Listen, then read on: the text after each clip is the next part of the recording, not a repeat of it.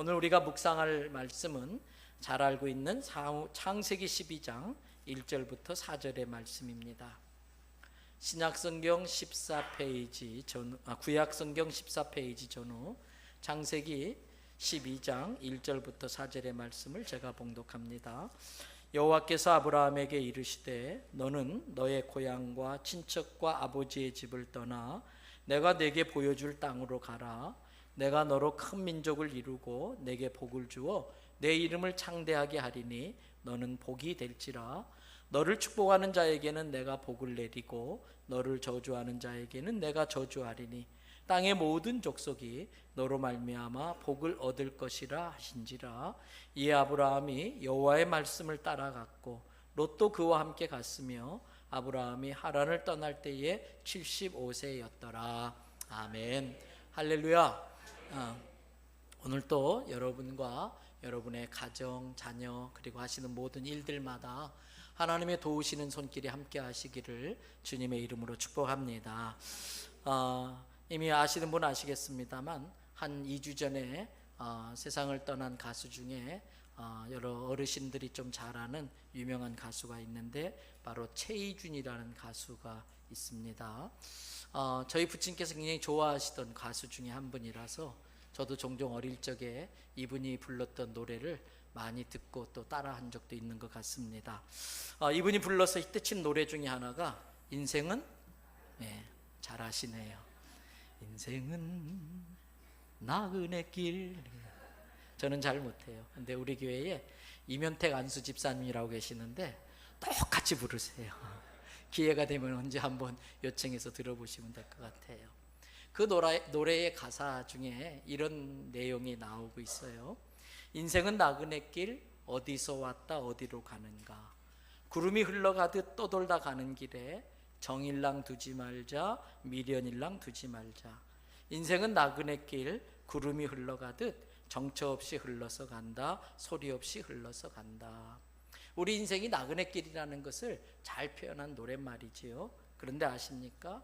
이 가수가 이 노래를 부르기 전에 이미 오래전에 성경은 우리가 나그네 길을 산다고 하는 것을 잊지 말 것을 여러 곳에서 일깨워 주고 있어요.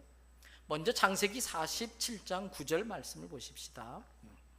야곱이 바로에게 아뢰되 내 나그네 길의 세월이 몇 년이라고요? 130년이니이다.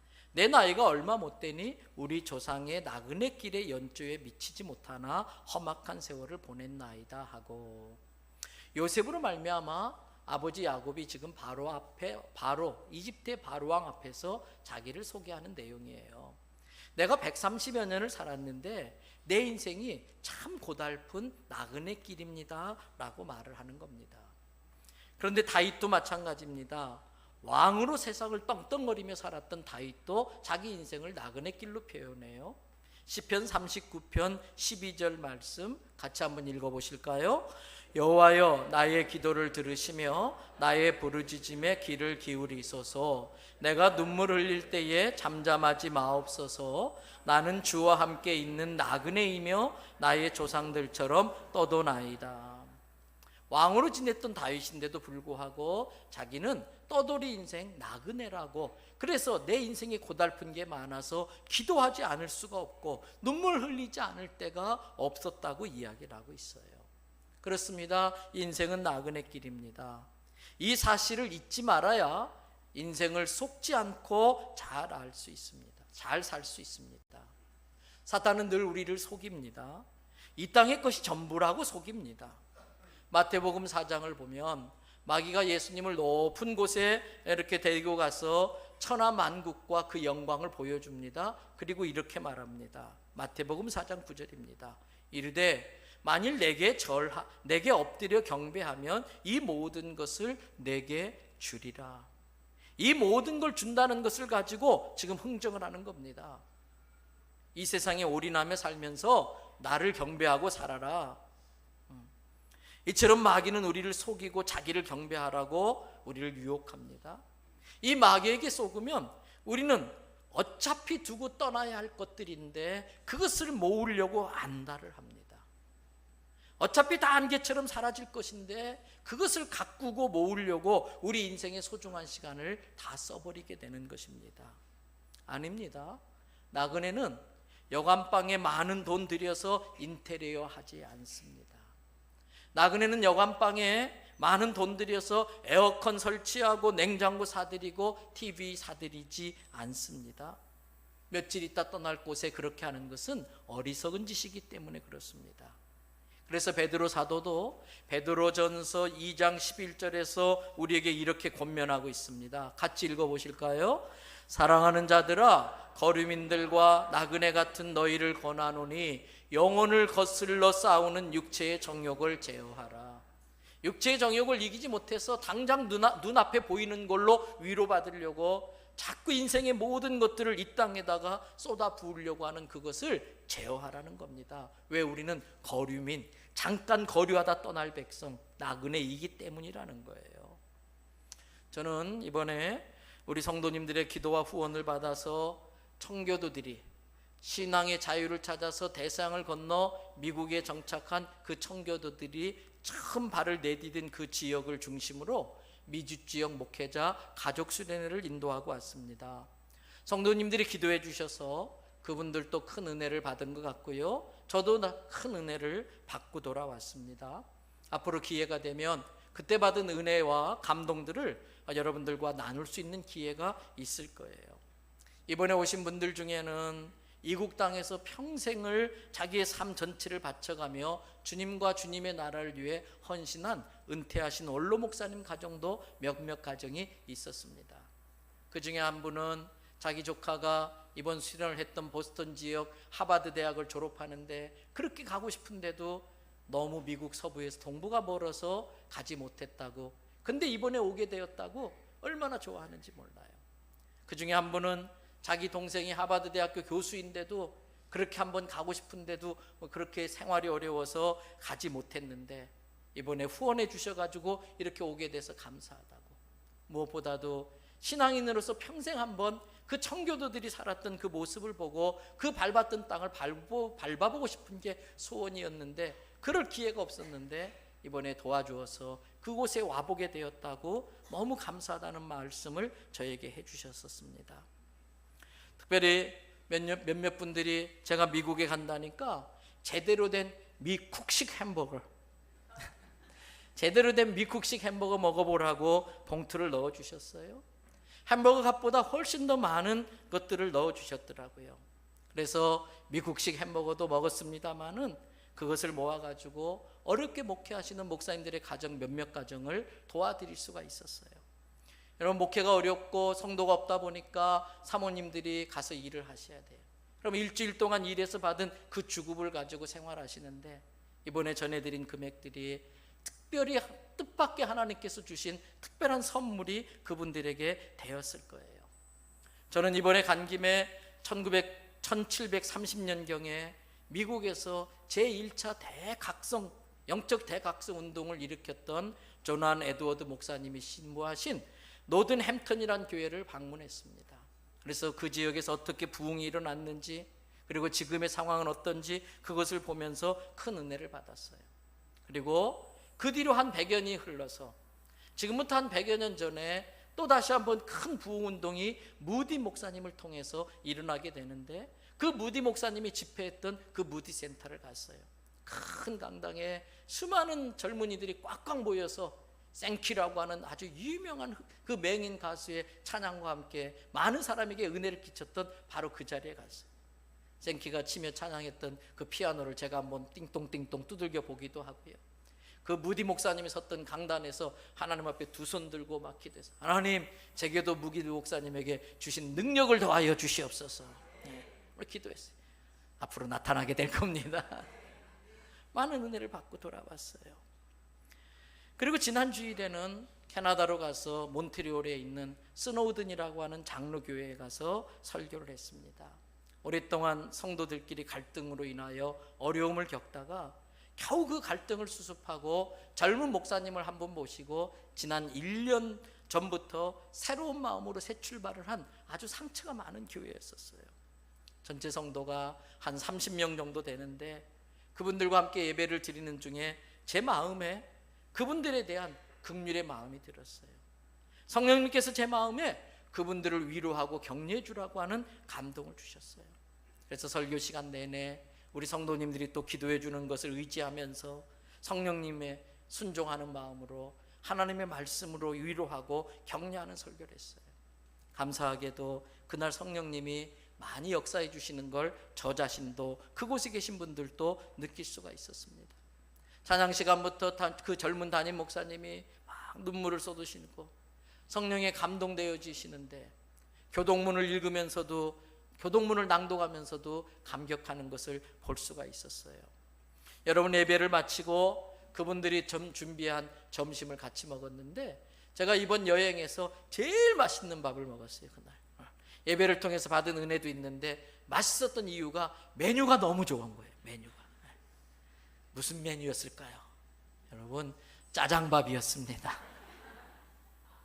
계속 느끼한 음식을 먹다가 김치 한 조각 얹어서 먹는 그 짜장밥이 그렇게 맛있더라고요.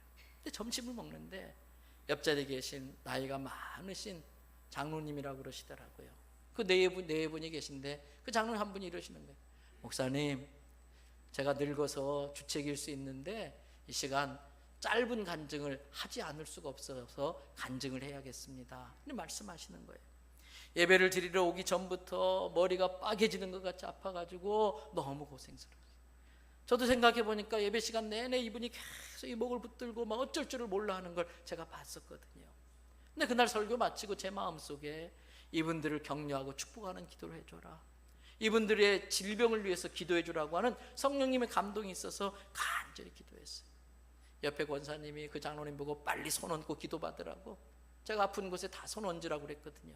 이 장로님이 겸손하게 순종하고서 손을 얹고 기도했는데 그분이 그러더라고요. 말씀이 마치니 병이 떠나가더라. 이 성경 구절 그대로 자기 머리 아픈 게 깨끗이 나았다는 거예요. 그러면서 하시는 말씀이, 목사님, 오늘 온 선도 중에 분명히 또 병이 나은 분들이 여러 명 있을 것입니다, 그러시더라고요. 할렐루야. 다 하나님이 하신 줄로 믿습니다. 우리 성도님들의 기도의 후원 덕분인 것입니다. 근데 제가 이분들을 보면서 느낀 것이 있습니다. 신앙의 자유를 찾아서 그 험난한 데스양을 넘어온 그 청교도들이나 그 뒤에 매사추세츠에 큰 부흥운동을 일으켰던 조나단 에드워드 목사님이나 또 그 뒤를 이어서 또 제2차 큰 부흥을 일으켰던 무디 목사님을 비롯해서 모든 분들이 나그네 삶을 살다 갔더라는 거예요. 그들이 일궈놓은 것들이 대단하지만 다 그대로 놓고 그냥 갔더라는 거예요. 그리고 많은 한인들이 역시 그 땅에서 여전히 나그네의 삶을 살고 있더라고요. 잘 아시는 것처럼 미국과 캐나다의 주거 환경이 얼마나 좋습니까? 우리가 가면 야, 저런 데서 한번 살아보면 좋겠다 싶을 정도로 참 좋아요. 다 그런 건 아니겠습니다. 웬만큼 사는 곳에 가면은 집집마다 잔디가 쫙 깔려져 있고요, 또 아주 꽃 정원이 잘 가껴져 있고 집이 동화 속에 나오는 그림 같아요. 저 웬만한 집은 그 뒤에 풀장도 다 있고요, 그 안에 들어가 보면 좋은 시설들을 다 갖춰놨어요.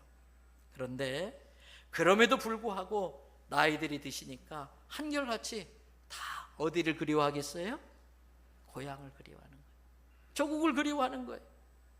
몸은 거기 살고 있지만 여전히 마음을 다 그곳에 두지 못하고 늘 나그네의 마음으로 언젠간 고향으로 가고 싶다, 그러한 마음으로 살고 있는 걸 제가 느꼈어요. 또 하나 느낀 것이 있습니다. 모두가 한결같이 더 나은 인생을 위해서, 인생의 성공을 위해 그곳에 갔는데 어떤 분들은 그 꿈을 이룬 분들이 있고 어떤 분들은 여전히 오히려 더 인생이 고달퍼져서 힘들게 사는 분들이 여전히 그곳에도 있다는 것입니다. 앞에서 말씀드린 것처럼 그 가수의 노랫말처럼 또 성경의 가르침처럼 미국에 살든 한국에 살든 우리 인생은 다 나그네인 것입니다. 그러나 나그네라고 다 같은 나그네가 아닙니다. 나그네 인생길을 잘 사는 사람이 있는 반면에 고달픈 나그네 인생길을 사는 사람이 있더라는 거예요. 왜? 같은 상황과 여건 속에서 어떤 사람은 아주 괜찮은 나그네 길을 걸었는데 어떤 사람은 그렇게 더 망가진 인생길을 걷게 되었을까? 저는 그 차이를 오늘 본문 말씀에 나오는 또 한 명의 나그네라고 할 수 있는 아브라함을 통해서 답을 찾아낼 수가 있었습니다. 여러분, 이왕에 걸어가야 할 나그네 길이라고 한다면 같은 길을 걸어가도 후회 없이 걸어가야 할 줄로 믿습니다. 하나님이 인생의 길목길목마다 예비해 주신 그 축복의 선물들, 여기에 있는 이 꽃, 이와 같은 그 축복의 선물들을 발견하면서 감격하고 감사하며 그 길을 가야 될 거예요. 이왕에 가야 되는 길이라면은 날마다 한숨 짓고 고개를 쳐박고 땅만 쳐다보며 그렇게 사는 인생길이 아니라 우리에게 힘내라고, 얼마 남지 않았다고, 내가 너와 함께 하겠다고 느낄 수 있게 하려고 인생의 길목길목마다 아름답게 장식해 놓으신 하나님의 그 예술품들을 보면서 입에서 절로 콧노래가 흘러나오면서 가벼운 발걸음으로 인생 나그네 길을 가야 할 줄로 믿습니다. 어떻게 해야 그렇게 할 수 있을까? 이왕 가야 될 인생 나그네 길이라면 어떻게 그렇게 행복하고 즐겁게 그 길을 갈 수 있을까? 첫째는 아마르의 길을 기울일 줄 알아야 됩니다. 뭐의 길을 기울여야 된다고요? 아마르. 이 아마르는 히브리 말이에요. 그대로 번역을 한다면 단순하게 이야기하다, 그런 뜻이에요. 무슨 뜻이라고요? 이야기하다. 오늘 본문 창세기 12장 1절을 한번 보세요. 거기에 보니까 뭐라고 되어 있냐면 여호와께서 아브라함에게 그 다음 뭐라고 되어 있어요? 이르시되. 이 이르시되가 바로 아마르예요. 근데 이 말씀의 의미는 아브라함에게만 특별히 따로 떼어서 불러가지고 했다는, 그러한 귓속말로 했다는 뜻이 아니고 모든 사람들에게, 일반적인 모든 사람에게 말씀하셨다, 그런 의미를 담고 있어요. 이때까지 아브라함은 하란 땅에 살고 있었습니다. 그 땅은 우상 숭배가 심한 땅입니다. 하나님은 그 땅 모든 사람들에게 너희들은 너희의 고향과 친척과 아버지의 집을 떠나 내가 너희들에게 보여주는 땅으로 가라라고 아마르 하신 것입니다. 창세기 12장 1절부터 3절의 말씀은 아브라함에게만 특별히 주신 말씀이 아니라 하란 땅에 사는 모든 사람에게 주셨다는 말씀이라는 것을 이 아마르라는 단어가 우리에게 알려주고 있는 거예요. 그러나 하란 땅에 살면서 하나님의 이 말씀을 듣고 믿음으로 순종하여 모든 것을 버리고 나그네 길을 떠난 사람은 딱 한 사람, 누가 있어요? 아브라함이 있다는 거예요. 오늘 우리도 마찬가지입니다. 하나님은 우리 모두에게 아마르 하고 계십니다. 더 이상 이대로는 안 된다. 지금 내가 하고 있는 그 삶의 모습, 그것으로는 복의 근원이 될 수 없다. 네가 익숙하게 생각하는 것, 너에게 있는 그 습관적인 것, 경건 생활을 방해하는 것, 너의 고향, 친척, 아버지의 집을 떠나 새로운 삶을 살라라고 모든 사람에게 지금 아마르 하고 계시는 거예요. 근데 이 하나님의 아마르 말씀을 다바르로 받은 사람이 아브라함밖에 없었어요. 여러분, 다바르라고 하는 단어는 히브리 말입니다. 앞에서 말씀드린 히브리어 아마르와 겉으로 드러난 의미, 뜻은 똑같습니다. 번역하면 이 다바르도 말씀하시다, 이르시다, 그러한 뜻이에요. 근데 그 두 단어에는 차이가 있습니다. 히브리어 다바르를 헬라어로 그대로 70인역이라고 하는 성경에서 번역할 때에 쓴 단어가 헬라어 레마라는 단어예요. 여러분이 잘 알고 있는 단어예요. 여러분, 레마라고 하는 단어의 뜻은 하나님의 말씀이라는 뜻이에요. 일반적으로 우리가 하나님의 말씀이라고 한다면 그 말씀을 로고스, 진리라고 말을 해요. 근데 이 로고스는 모든 사람에게 진리입니다. 근데 어느 날 늘 읽던 말씀이었는데, 늘 들었던 말씀이었는데 그날따라 그 말씀이 내게 확 와닿은 거예요. 그 로고스의 일반적인 말씀이 그날따라 내게 아주 특별한 감동으로 내게 확 닿는 순간 그 말씀이 바로 레마의 말씀인 거예요. 히브리어 다바르가 바로 그 레마의 말씀이에요. 아브라함은 모든 사람에게 주어진 아마르의 말씀을 자기에게 특별히 개인적인 감동으로 주시는 다바르의 말씀, 레마의 말씀으로 받은 겁니다. 그래서 아브라함은 그 말씀에 따라 결단합니다. 오늘 본문 4절을 보세요. 아브라함이 어차피 결과적으로 똑같은 나그네 길을 걸어가야 하면서도 아브라함에게 하나님의 축복이 임한 나그네 길을 걸을 수 있었던 비결이 이 4절에 있었던 거예요. 다 같이 한 음성으로 읽어볼까요? 이에 아브라함이 여호와의 말씀을 따라갔고 롯도 그와 함께 갔으며 아브라함이 하란을 떠날 때에 75세였더라. 아브라함이 여호와의 말씀, 이 말씀이 바로 다바르라는 단어를 사용했어요. 그러면서 성경은 아브라함의 나이가 몇 살이라고요? 75세에 떠났다는 걸 굳이 밝히고 있어요. 왜 굳이 밝혔을까? 여러분, 적은 나이가 아니지 않습니까? 그래서 아브라함 나름대로 떠나지 못할 이유가 많이 있었다라는 뜻이에요. 이 75세라는 그 표현 속에 담겨 있는 의미가, 아브라함 나름대로 나는 이래서 떠날 수가 없다고 하는 될 만한 핑계들이 많이 있다는 것입니다. 그렇습니다. 아브라함에게 익숙한 곳이었습니다. 하란은 아브라함에게는 편안한 곳이었습니다. 그동안 자기가 일구어 놓아서 이제는 누릴 만한 것이 많이 있는 곳입니다. 사랑하는 사람들이 있는 곳이고 자기가 어려움을 당하면 도와줄 것 같은 사람들이 있는 곳이 하란입니다. 근데 하나님께서 그곳을 떠나라는 것입니다. 하나님을 섬기는데 방해가 되는 것이 있다면 다 버리고 떠나라는 것입니다. 정리하라는 것입니다. 아브라함은 그 하나님의 말씀을 다바르로 받고 순종합니다. 레마의 말씀으로 받고 그 말씀대로 살기로 결단을 하는 것입니다. 그것이 고달플 수밖에 없었던 아브라함의 인생을 정말 축복된 나그네 인생길로 바뀌게 된 중요한 이유인 것입니다. 그 다바르의 말씀에 순종하기 위해서 아브라함은 결단해야 했습니다. 버리는 결단입니다. 포기해야 되는 결단입니다. 마귀는 이 결단을 하지 못하도록 끊임없이 우리의 발목을 잡습니다. 온갖 거짓말과 속임수로 우리를 유혹하고 협박합니다. 거기에 매번 넘어가다 보면 우리는 결코 아마르의 말씀을 다바르의 말씀으로 받을 수가 없을 것입니다. 그렇습니다. 신앙은 결단입니다. 신앙은 결심입니다. 신앙은 순종입니다. 결단하고 결심하여 순종할 때에 하나님의 축복이 우리에게 임하는 것입니다. 이 결단과 결심과 순종은 믿음으로 하는 거예요. 이 결단과 결심과 순종은 믿음이 있는 자만이 할 수 있는 행위인 것입니다. 오늘 본 어떤 믿음입니까? 하나님의 말씀에 대한 믿음입니다. 어떤 하나님의 말씀입니까? 오늘 본문에 나오는 창세기 12장 2절과 3절에 대한 말씀을 믿는 것입니다.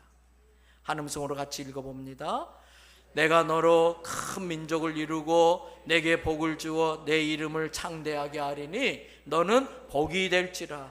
너를 축복하는 자에게는 내가 복을 내리고 너를 저주하는 자에게는 내가 저주하리니 땅의 모든 족속이 너로 말미암아 복을 얻을 것이니라 하시니라. 할렐루야. 아브라함은 모든 사람에게 주어진 이 아마르의 말씀을 결단하고 결심하고 순종함으로 자기에게 특별히 주신 레마의 말씀, 다발의 말씀으로 바꾸고 마른 거예요. 아브라함은 이 말씀을 의심 없이 믿었습니다. 하나님이 가라고 하는 곳이 어디인지를 몰랐습니다. 인터넷으로 검색해 볼 수가 없었습니다. 그럼에도 불구하고 좋으신 하나님, 선하신 하나님, 내게 항상 모든 걸 합력하여 좋게 만들어주시는 그 하나님을 믿고 가기로 결심한 것입니다. 영어 번역 성경인 리빙 바이블은 바로 2절 앞부분에 이 구절을 하나 첨부하고 있습니다. If you do, 네가 그렇게 하면, 네가 그렇게 하면은 내가 이렇게 해주겠다. 그래서 하신 약속의 말씀이 너로 하여금 큰 민족을 이루게 하겠다. 여기서 큰 민족은 숫자적으로 큰 것만 의미하는 것이 아닙니다. 영적으로 위대한 민족 이스라엘을 세우겠다는 뜻인 것입니다. 이 약속의 말씀대로 하나님은 그 아브라함의 믿음의 순종 위에다가 이스라엘 민족을 세우셨던 것입니다. 그런데 아십니까? 이 말씀은 우리가 아브라함과 똑같은 믿음으로 반응할 때에, 아브라함과 똑같은 믿음으로 순종할 때에 똑같은 약속이 똑같이 우리에게 성취되어진다는 거예요. 우리가 이 말씀을 순종할 때에 하나님은 우리를 통해서 큰 민족을 이루게 되는데, 여러분, 우리를 통해 이 땅에 하나님만 섬기는 하나님의 백성, 거룩한 영적 이스라엘이 이 땅에 점점 더 많아지게 될 줄로 믿습니다. 세상은 혁명으로 달라지지 않더라고요. 세상은 데모로 바뀌지 않더라고요. 민주화 과정 속에 데모가 한 역할도 많이 있습니다. 혁명으로 이루어 놓은 것들도 많이 있습니다. 그런데 그때나 지금이나 인생은 어차피 고달픈 나그네 인생이더라는 거예요. 그렇게 바랬던 민주화가 이루어졌음에도 불구하고 여전히 고달파하는 나그네 인생을 사는 사람들이 이 주변에 얼마나 많은지 몰라요. 여러분, 세상은 어떤 경제로 달라지는 것도 아니고 교육을 많이 시킨다고 달라지는 게 아니더라고요. 그 잘 배운 교육을 가지고 남을 죽이는 일을 더 잘하더라고요. 아닙니다. 세상이 바뀌기 위해서는 이 땅에 사는 한 사람 한 사람이 하나님을 창조주로 깨닫고 예수님을 통해 나타난 하나님의 사랑을 알아서 예수님을 구주로 믿고 하나님의 자녀가 되어서 하나님의 나라를 세워가는 하나님의 백성이 될 때에 이 땅에 진정한 평안과 축복이 임할 줄로 믿습니다. 그 일을 사명으로 알고 그 일에 헌신한 우리가 이 시대의 진정한 복의 근원, 축복의 통로가 되는 것입니다. 이러한 꿈, 이러한 비전을 이루기 위해서 아브라함은 본토 친척 아버지의 집, 즉 육적으로 매여있는 모든 인생의 정욕과 육신의 정욕과 안목의 정욕과 이생의 자랑들을 다 과감히 끊어버리고 떠나는 겁니다. 오늘 성경이 우리에게도 똑같이 말합니다. 너는 복이 될지라. 여러분, 아브라함에게 주신 이 말씀은 궁극적으로 너를 통해서 이 세상을 구원할 메시아가 나타남으로 인하여 성취되게 됩니다. 너는 복이 될지어다라고 하는 이 하나님의 약속의 말씀은 아브라함의 후손을 통해서 메시아가 이 땅에 옴으로써 이 약속이 성취되어져요. 그런데 오늘날 이 말씀의 성취는 우리를 통해서 사람들에게 예수 그리스도가 당신의 구세주라고 하는 이 복음의 소식이 전해질 때에 동일하게 똑같이 그 약속이 성취되어진다는 거예요. 즉 우리가 사람들에게 줄 수 있는 최고의 선물이 뭘까요? 내가 아는 사람들에게 내가 줄 수 있는 최고의 복은 뭘까요? 예수 그리스도의 십자가 구원의 복음을 통해서만 당신의 영혼이 구원받을 수 있다고 하는 그 소식이 전해질 때에 진정으로 우리가 복의 근원이 될 수 있다는 거예요. 내가 그분들에게 줄 수 있는, 내가 아는 사람에게 줄 수 있는 최고의 복은 예수 그리스도를 통해 주시는 하나님의 구원의 복이기 때문에 그렇습니다. 사랑하는 성도 여러분, 이제 우리가 무더운 여름을 보내고 9월부터 새로운 전도팀이 출발을 하게 돼요.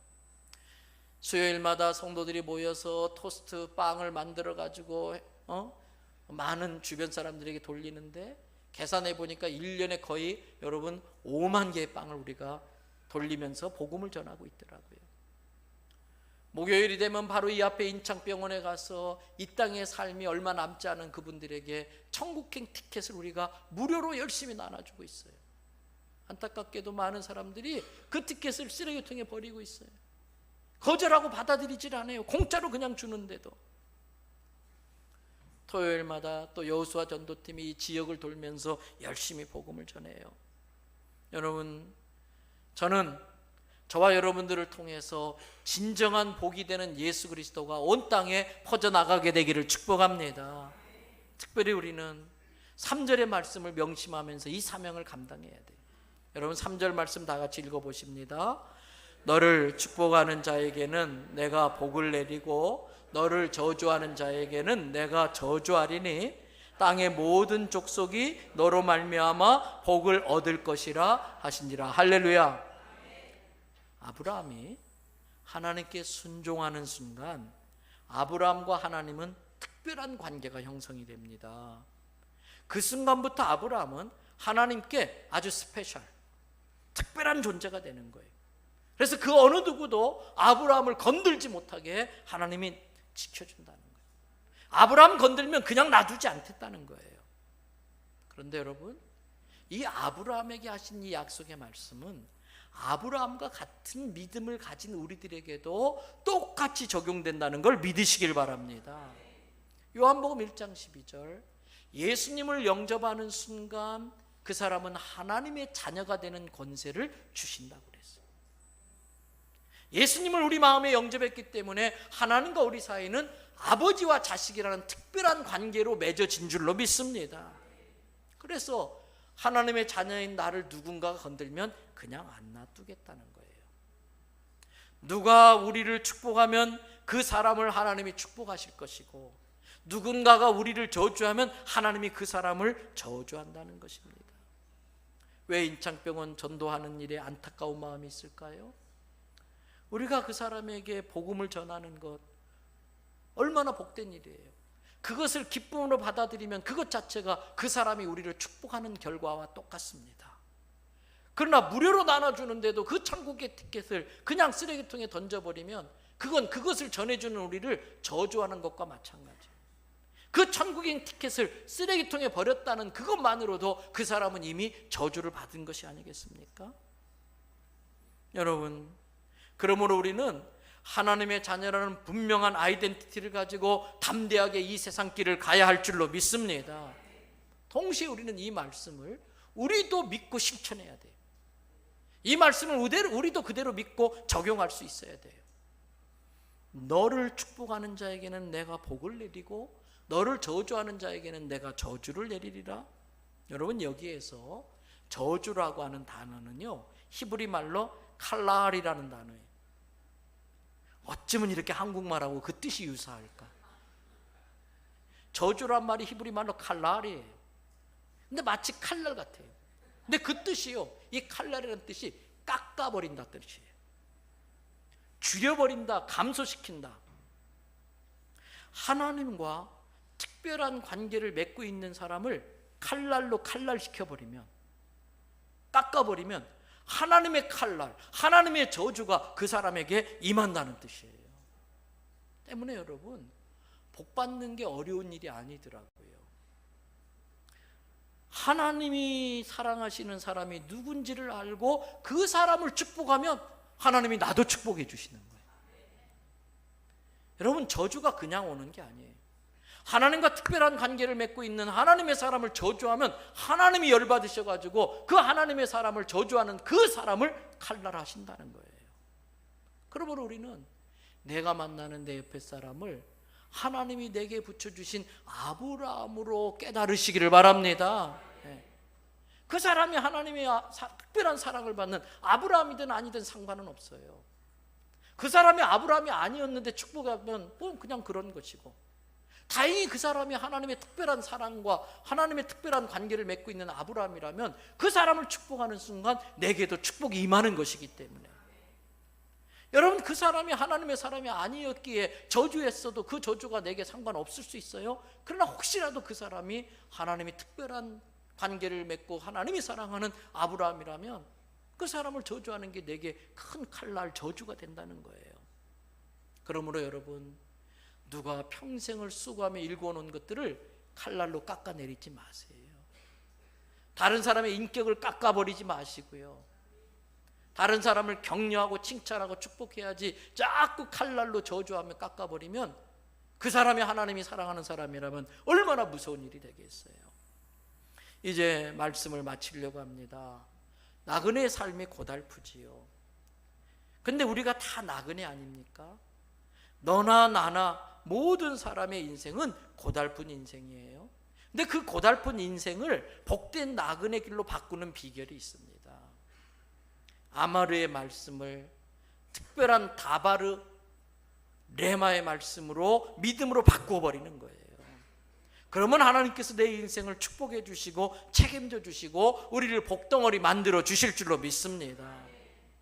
여러분, 나그네 인생 중에 가장 고달픈 나그네가 어떤 나그네인지 아십니까? 나그네 인생 중에 가장 고달픈 나그네길, 목적지가 없는 나그네. 나그네 길을 가기는 갔는데 가야 할 목적지가 없는 나그네 인생길이 제일 힘들고 고달파요. 나그네 길이 고달프고 힘들어도 가야 할 목적지가 있으면 그게 소망이 돼서 어떤 유혹도 이겨내고 어떤 어려움도 극복하고 끝까지 그 길을 갈 수 있는데, 내가 가야 할 목적지가 없는 사람은 그걸 이겨낼 힘이 없는 거예요. 그래서 목적지가 없는 인생이, 나그네가 제일 고달픈 나그네예요. 감사한 것은 우리 모든 성도들의 목적지는 저 하늘나라인 줄로 믿습니다. 그런데 여러분 아십니까? 하늘나라를 목적지로 정하는 순간 그 인생은 더 이상 나그네 인생이 아닙니다.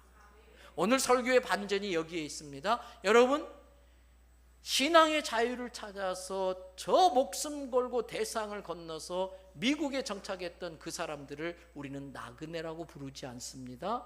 청교도 필그림이라고 부릅니다.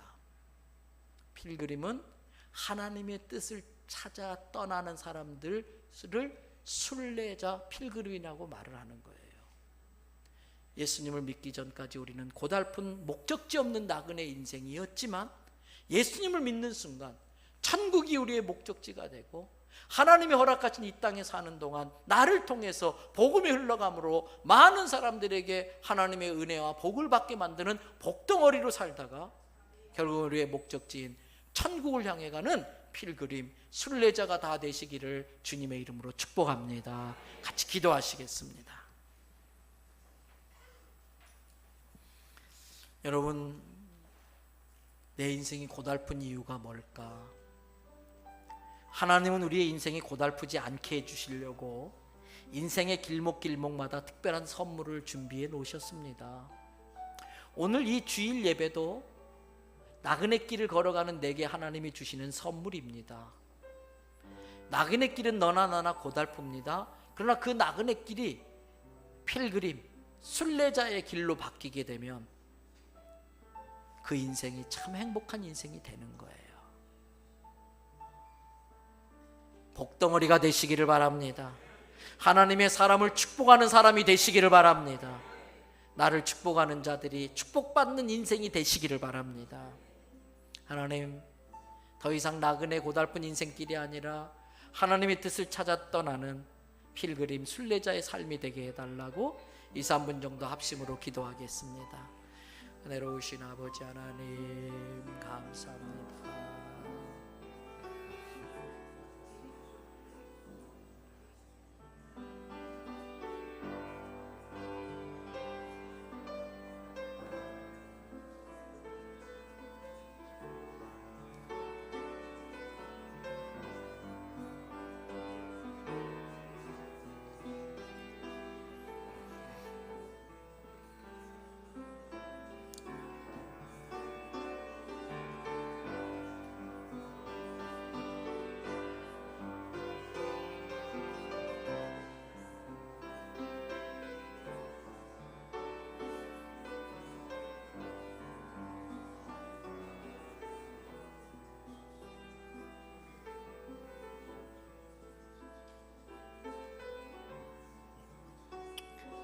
참 좋으신 하나님, 예수님의 귀한 그 보혈로 하나님과 우리의 관계를 혈연으로 맺어주신 걸 감사를 드립니다.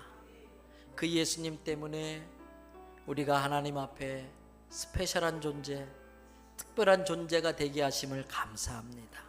그래서 우리를 축복하는 자를 축복해 주시고 우리를 저주하는 자를 저주하여 주심으로 우리를 복덩어리 되게 하셨음을 감사합니다. 그런데 한때 우리가 마귀에게 속아서 하나님의 뜻을 깨닫지 못하고 하나님 청교도의 삶, 필그림의 삶을 살지 못하며 고달픈 나그네 길을 갔던 것들을 회개합니다. 주님, 이제는 인생의 매 순간순간마다 하나님의 말씀을 다바르로 받아들이면서 믿음의 결단을 통해 순례자의 길, 천국 향한 길을 걷기를 원합니다. 성령님이여 우리를 인도하시고 도와주시옵소서. 주께 받은 은혜가 너무나 많습니다. 우리가 얻은 모든 소득이 주의 은혜임을 고백합니다. 그래서 그 중에 하나를 떼어서 특별히 10의 1조로 올립니다. 하나만 올리지만 나머지 9개도 하나님의 것이라는 믿음으로 드리는 이 예물을 기뻐 받으시옵소서. 10의 1조를 드리는 손길들에게 약속하신 대로 창고가 차고 넘치게 하여 주시옵소서.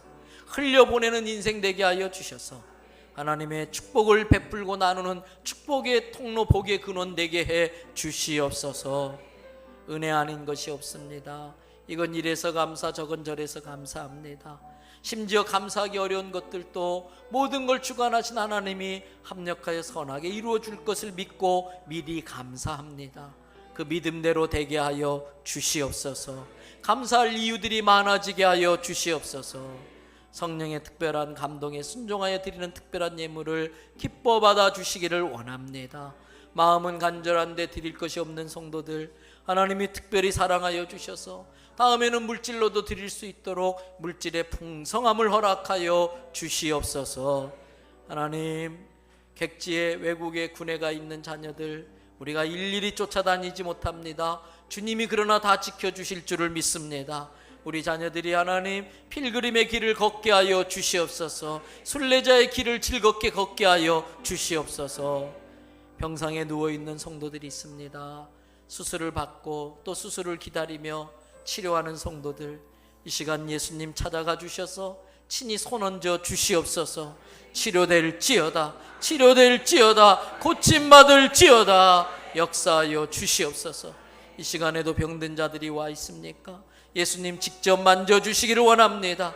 초대교회에 일어났던 기적과 역사가 이 시간에 일어나게 해 주시옵소서. 오늘 오후에 선교원 신예배 양복님 선교사님을 통해 주시는 귀한 은혜를 기대합니다. 하나님, 한 주 동안도 하나님의 뜻대로 승리하며 하나님의 영광 드러내며 살게 해 주시옵소서. 오늘 또 수고하고 애쓴 모든 성도들의 헌신을 아시고 좋은 것으로 갚아주실 줄 믿사오며 이 모든 말씀 예수님의 이름으로 기도드립니다. 아멘.